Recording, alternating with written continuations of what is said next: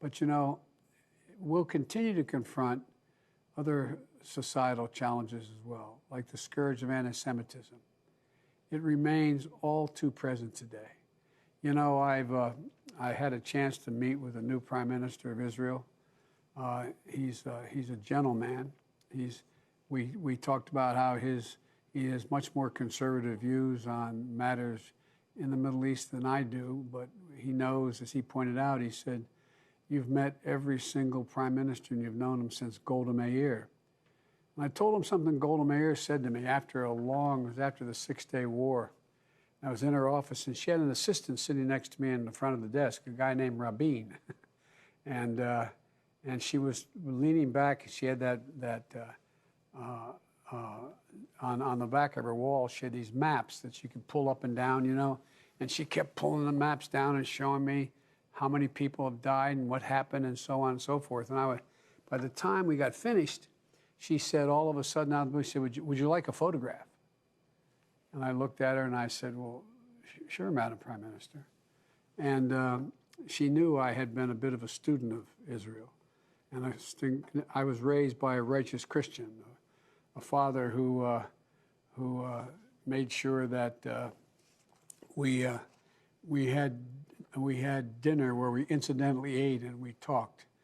And my father was the one who would rail against the fact that we didn't bomb railroad tracks in World War II and all that. I know Michael knows this. And what I've done since I became an elected official, on my 16th birthday of each of my children, I put them on a plane and take them to Europe. And the first stop I've taken them to was to go into one of the concentration camps, because I wanted them to see how this can happen again. I wanted them to see as Auschwitz and other places, that's not right, took the first one.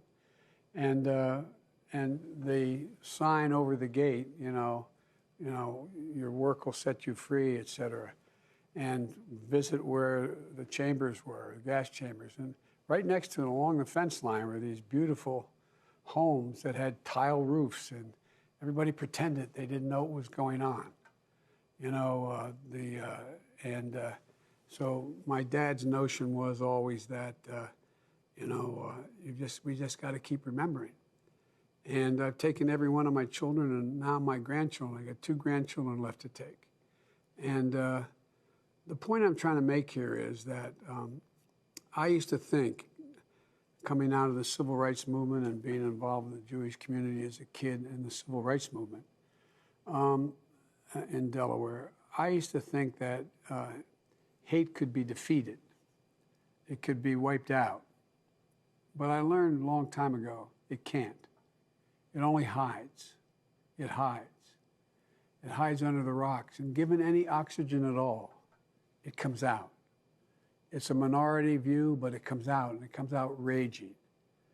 And it's been given too much oxygen in the last 4, 5, 7, 10 years. And it has seen itself, whether it was, I remember spending time at the, going to the Tree of Life Synagogue, speaking with them.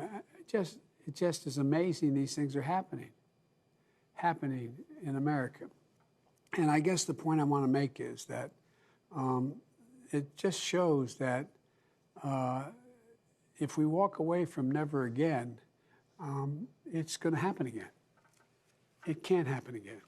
And so I guess the point I'm making is that the attack in Pittsburgh, those attacks, all anti-Semitic attacks, aren't just a strike against the Jewish community.